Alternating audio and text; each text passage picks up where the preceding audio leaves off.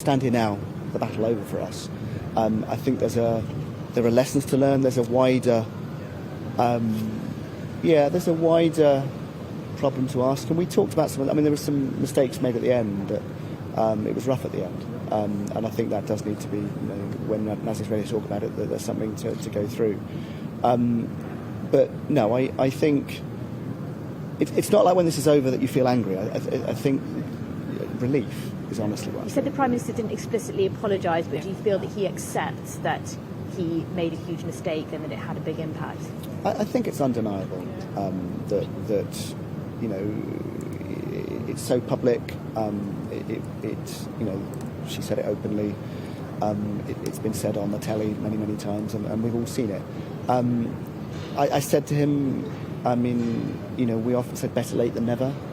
6 years is a long time, but late is a lot better than never. It really is, and I'm glad they settled it. I'm glad she's home, and in the end they paid the money. And you hope that he now helps others who are still stranded there. So that's right. So we raised Murad Tabas, and Nazanin also raised the case of a man who's on death row who's from Sweden, because the Prime Minister's just come back from Sweden, and we've just said that up, and Nazanin kept making the point that people who went in quite soon around the time she went in, they're not home yet, and she's home, and she feels very guilty about that. She wants them to be back as well, and she can't sit here and enjoy her life knowing there are people going through the same conditions that she went through. And she talked a bit about what she went through when she was actually in jail, and it was quite difficult to hear, actually, to sit there and listen to it. It's not like I don't know the details, but to hear it again quite in the manner that she was laying it out is quite difficult to hear. So it was pretty stark, not an easy time for the Prime Minister over the last hour, hearing her testimony and some of the important issues that she raised.